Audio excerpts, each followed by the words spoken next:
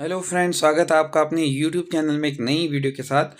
तो इस वीडियो में हम बात करने जा रहे हैं आज के मुख्य अपडेट के बारे में। तो सबसे पहले बात करेंगे शिक्षा विभाग में आज की बड़ी खबरों के साथ। तो माध्यमिक शिक्षकों को ओपीएस का लाभ मिलने जा रहा है। तो कितने इसमें शिक्षक शामिल हुए हैं जो ओपीएस का लाभ लेंगे, तो उसके बारे में चर्चा करेंगे। साथ ही साथ बात करेंगे, एक वर्षीय बीएड पाठ्यक्रम जल्द ही शुरू होने जा रहा है। जैसा कि वर्तमान में 2 वर्षीय बीएड का पाठ्यक्रम चलता है, तो अब इसमें 1 वर्षीय बीएड का जो पाठ्यक्रम है, वो जल्द ही शुरू करने की बात हो रही है। तो जानेंगे इस बारे में भी। साथ ही साथ लोक सेवा आयोग का जो परीक्षा तिथि है, उसमें बदलाव किया गया है। यानी कि जो परीक्षा का जो कैलेंडर जारी हुआ था, उसके तहत उसमें कुछ बदलाव हो रहा है। तो इसमें तिथि परिवर्तित की गई है, इसके संबंध में भी बात करेंगे। साथ ही साथ उपनल कर्मचारियों को लेकर के एक बड़ी खबर सामने आ रही है। अब जितने भी उपनल कर्मचारी लगे हुए हैं, तो उनको अब नहीं हटाया जाएगा। तो इस संबंध में भी क्या कुछ नए अपडेट निकल कर के आए हुए हैं, जानेंगे इस वीडियो में। और साथ ही साथ जो भारतीय चिकित्सा परिषद में पहले चरण की काउंसलिंग हुई है, इसमें 570 सीटों पे दाखिला हुआ है। और जो द्वितीय चरण की इसमें काउंसलिंग होगी, वह 15 दिसंबर के बाद होने वाली है। तो इसके बारे में डिटेल से हम जानेंगे, पूरी जानकारी आप लोगों को इस वीडियो के माध्यम से देने वाले हैं।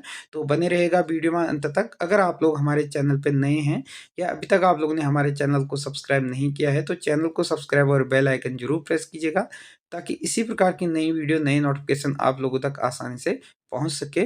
तो बने रहेगा वीडियो में अंत तक, पूरी जानकारी आप लोगों को इस वीडियो के माध्यम से देने वाले हैं। तो आज का न्यूज़पेपर आप लोगों ने पढ़ लिया होगा, नहीं पढ़े हैं तो रोज के न्यूज़पेपर आप लोगों को हमारे टेलीग्राम चैनल पे देखने को मिल जाते हैं। लिंक इसी वीडियो के नीचे डिस्क्रिप्शन पे देखने को मिल जाएगा। तो सबसे पहले हम बात करते हैं शिक्षा विभाग की बड़ी खबरों के साथ। तो विद्यार्थियों में बोर्ड परीक्षा का तनाव दूर करेगी शिक्षकों की टीम, और हेल्पलाइन नंबर होगा जारी। यानी कि जो शिक्षकों की टीम हेल्पलाइन नंबर के माध्यम से छात्रों के साथ जुड़ेगी, उससे जो बोर्ड परीक्षाओं का तनाव छात्रों के ऊपर रहता है, उसको दूर करने में काफ़ी मदद मिलेगी। इसके तहत बोर्ड परीक्षा को लेकर के तनाव की जो ज़रूरत लेने की ज़रूरत नहीं है विद्यार्थियों को। शिक्षा विभाग परीक्षा की तैयारी कर रहे जो विद्यार्थी हैं, इनके लिए जो अभिनय प्रयोग है वो करने जा रही है, जिसमें परीक्षा की तैयारी से जुड़े बच्चे सीधे शिक्षकों और शिक्षा विभाग से अपनी समस्याएं रख सकती हैं और इनसे जुड़ सकते हैं। किसी सवाल में अगर अटक रहे हैं, तो उन्हें भी तुरंत समाधान कर दिया जाएगा। इसके लिए शिक्षा विभाग हेल्पलाइन नंबर जारी करने जा रहा है। उद्देश्य यह है कि जो टेली कॉन्फ्रेंसिंग और हेल्पलाइन सूचना जो रिजल्ट संबंधी चिंता है, इस पर अथवा तनाव के मामले में माता-पिता और बच्चों को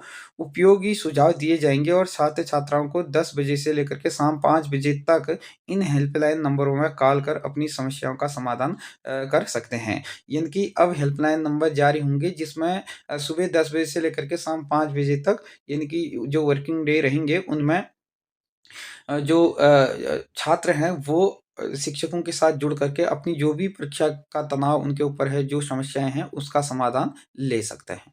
180 माध्यमिक शिक्षक को मिलेगा ओपीएस का लाभ। यानी कि जो पुरानी पेंशन स्कीम है, इसका लाभ जो है 180 जो माध्यमिक शिक्षक है, इनको मिलने जा रहा है। इसमें बताया गया है, वे पत्रावली की जांच के बाद कुमाऊं के इन शिक्षकों को माना गया है पात्र। और इसमें बताया गया है कि कुमाऊं के 180 माध्यमिक शिक्षकों को पुरानी पेंशन योजना, इनकी ओपीएस का लाभ दिया जाएगा। शिक्षकों के विकल्प पत्र सही जो पत्रावली है की जांच पड़ताल के बाद शिक्षा विभाग ने इन शिक्षकों को पुरानी पेंशन योजना के लिए पात्र माना है। और पत्रावली में कमी के कारण जो 68 जो प्रकार के प्रकरण हैं, इनमें जिलों को भेजा गया है। और आपत्ति के निस्तारण के बाद ही इनका जो ओपीएस का लाभ है, यह मिल पाएगा।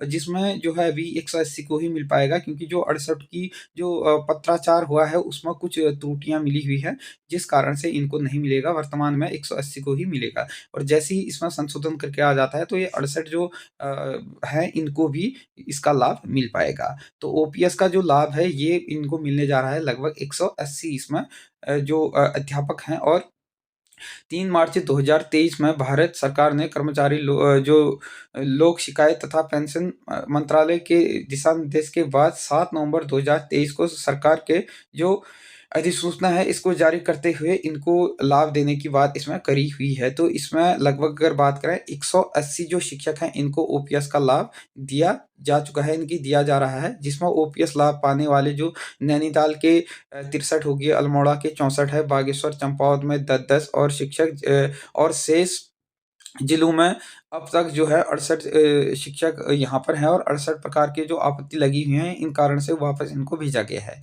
यानी कि जो 68 हैं, इनका जो आपत्ति है, इसको वापस भेजा गया है और इसमें जो अन्य जनपद बचे हुए हैं, वो शेष अन्य जनपदों में आवंटित हैं और टोटल अगर इसमें बात करें तो इसमें 180 जो अध्यापक हैं, इनको इसका लाभ दिया जाना है और ओपीएस के दायरे में वही शिक्षक पात्र होंगे जिन्हें नियुक्ति संबंधित विज्ञापन पहले जो 1 अक्टूबर 2005 से पहले की है, यानी कि जो इसकी विज्ञप्ति है वो 2005 से पहले की है, यानी कि अक्टूबर 2005 से पहले की जो विज्ञप्ति होंगे उनमें जो भी शिक्षक भर्ती हुए होंगे उन्हीं शिक्षकों को इसका लाभ दिया जाना है, यानी कि सभी को लाभ नहीं दिया जाएगा। 2005 से पहले जो भी शिक्षक अक्टूबर से पहले विज्ञापन भरे थे उसके बाद भले ही वो नियुक्तियां उनको हुई हैं, लेकिन उनको ओपीएस का लाभ इसमें दिया जाएगा। 1 वर्षीय बीएड डिग्री पाठ्यक्रम जल्द फिर से होगा शुरू। 4 वर्षीय स्नातक डिग्री प्रोग्राम वाले छात्रों को मिलेगा दाखिला। वर्ष 2026 से बदलेगा प्रारूप। यानी कि 2026 से प्रारूप बदलने जा रहा है, जिसमें अब 1 वर्ष का बीएड कोर्स जो है शामिल रहेगा। यानी कि 4 वर्ष की जो स्नातक की डिग्री लेंगे उसमें 1 वर्ष जो रहेगा वो बीएड के लिए रहेगा। इसमें बताया गया है कि आप लोग देख पा रहे हैं शैक्षणिक सत्र 2026-27 से शिक्षा जो स्नातक यानी बीए का प्रारूप है, वह बीएड का जो प्रारूप है वह पाठ्यक्रम बदलने जा रहा है और इसमें एनईपी 2020 के तहत प्रस्तावित बदलाव में 10 साल बाद अभी इसमें अब बीएड जो है एक पाठ्यक्रम फिर से 1 वर्षीय हो जाएगा। यानी कि 10 साल के बाद इसमें जो बीएड की डिग्री है वो फिर से क्या हो जाएगी, 1 साल की हो जाएगी और बीएड कॉलेजों के लिए 2025 से नए बदलाव की अधिसूचना जारी होगी। इसमें 4 वर्षीय जो स्नातक की डिग्री है उसमें दाखिला जो है मिलेगा। इसमें बताया गया है कि टीईटी के जो नियम है इसमें भी बदलाव होंगे और 2027 में 4 वर्षीय जो इंटीग्रेटेड डिग्री होगी इसको पाने वाले बैच के निकलने से पहले होगा और ये जो एनसीईटी के जो अध्यक्ष हैं प्रोफेसर पंकज अरोड़ा जी, इनके बताया है कि शिक्षा में सुधार एवं फर्जी व डमी कॉलेजों पर नकेल कसने की तैयारी तेजी से की जा रही है। शिक्षा नीति के तहत 4 भागों में फाउंडेशन जो पेटिंग है और मिडिल है वह सेकेंडरी स्तर के जो अनुरूप है इसके तहत ही शिक्षा की तैयारी की जाएगी और स्नातक पाठ्यक्रम में बदलाव किया जाएगा। इसमें जो बीएड है इसका कार्यक्रम शुरू किया जाएगा। तो अब इसमें 2026 से शुरू होगा। लगभग इसका जो पहला बैच होगा वो 2030 तक आएगा, यानी कि 2030 से पूरा जो बीएड का जो पैटर्न है वो चेंज हो चुका होगा। तो फिलहाल इसमें जो तैयारी है 2026 से इसमें पूर्ण रूप से बदलाव की तैयारी की जा रही है। उपनल कर्मचारी नहीं हटाए जाएंगे। तो जैसा कि उत्तराखंड में आप लोग देख ही रहे हैं, वर्तमान में उपनल कर्मचारियों से संबंधित बहुत मामला गरमाया हुआ है, जिसमें मुख्य सचिव ने जो नियमानुसार कार्रवाई को कहा है। इसमें आप लोग देख पा रहे हैं कि प्रदेश में विभिन्न विभागों में उपनल के जरिए काम कर रहे कर्मचारियों को फिलहाल नहीं हटाया जाएगा। मुख्य सचिव जो राधा रहतू जी हैं, इनके द्वारा सोमवार को इस संबंध में आदेश जारी करते हुए सभी विभागों में जारी आदेश में उन्होंने नियमानुसार जो जरूरी कार्रवाई है वह करने के लिए कहा है और मालूम हो कि 12 नवंबर 2018 में नैनीताल हाईकोर्ट में उपनल कर्मचारी को चरणबद्ध तरीके से नियमित करने व उन्हें न्यूनतम वेतन मुहैया कराने के आदेश दिए गए थे। हाईकोर्ट के आदेश के खिलाफ राज्य सरकार की ओर से दायर जो एसएलपी थी यह कोर्ट में बीते 15 अक्टूबर को निरस्त कर दी गई थी और सुप्रीम कोर्ट ने फैसले को लेकर सरकार द्वारा रिव्यू याचिका दायर किए जाने से अब भी यह मामला जो है वह न्यायालय में जो है विचाराधीन है। इस बीच कुछ विभागों ने उपनल कर्मचारी को हटाना शुरू कर दिया है। हल्द्वानी में स्थित सुशीला तिवारी मेडिकल कॉलेज, दून अस्पताल व पर्यटन विभाग के जो नियमित नियुक्तियां शुरू होने को आधार बनाते हुए जो कर्मचारियों के तबादले करने शुरू कर दिए थे, इसके कर्मचारी काफ़ी परेशान थे और कुछ समय पहले उपनल कर्मचारी महासंघ ने इस विषय को मुख्य सचिव के सामने उठाया और इसमें महासंघ के अध्यक्ष विनोद गोदियाल ने कहा था कि विभाग उपनल कर्मचारियों का जो उत्पीड़न है वह करते रहा है और उन्हें सेवा से हटाने को दबाव बना रहा है। और महासंघ के जो महामंत्री है विनोद प्रसाद जी, इनके द्वारा महिला प्रकोष्ठ की प्रदेश अध्यक्ष जो मीना रोथाण जी हैं, इनके द्वारा सुप्रीम कोर्ट में अवमानना करार देते हुए जो कदाचार उठाने का अनुरोध इसमें किया गया था। इसमें अब जो मुख्य सचिव है, इनके द्वारा इनको न हटाने के लिए उचित कार्रवाई करने के आदेश दिए हैं। फिलहाल के लिए जो 20,000 से ज़्यादा कर्मचारी हैं, ये उपनल में उत्तराखंड के विभिन्न विभागों में जुड़े हुए हैं, इनको नहीं हटाया जाएगा। 2018 में नैनीताल हाईकोर्ट के साथ ही उपनल कर्मचारियों को नियमित करने के आदेश दिए गए थे। तो अब इन कर्मचारियों को फिलहाल के लिए नहीं हटाया जाएगा। जो मुख्य सचिव हैं राधा रतूरी जी, इनके द्वारा आदेश इसमें जारी हो गया है। लोक सेवा आयोग ने परीक्षा तिथि में किया बदलाव। इनकी आप लोग देख पा रहे हैं, उत्तराखंड लोक सेवा आयोग ने प्रस्तावित परीक्षा तिथि में बदलाव किया है। पुलिस विभाग व उप निरीक्षक नागरिक पुलिस अभिसूचना पीसीएस जो पीएससी है, वह आईआरबी की मुख्य परीक्षा 15 दिसंबर 2024 के बजाय 12 जनवरी 2025 को होगी।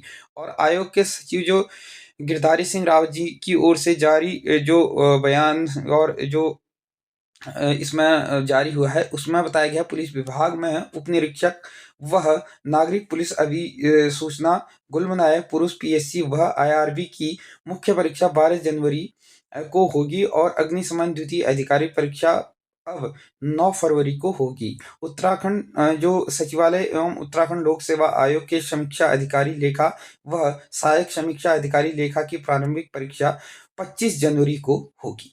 तो फिलहाल के लिए इसमें जो उत्तराखंड लोक सेवा आयोग है, अपनी जो परीक्षा तिथियों में बदलाव किया है, तो जो भी इसके फॉर्म भरे हुए हैं, जो भी इसकी तैयारी कर रहे हैं, तो वो लोग इसमें देख सकते हैं कि उनकी जो परीक्षाएं हैं वो कब-कब होनी है।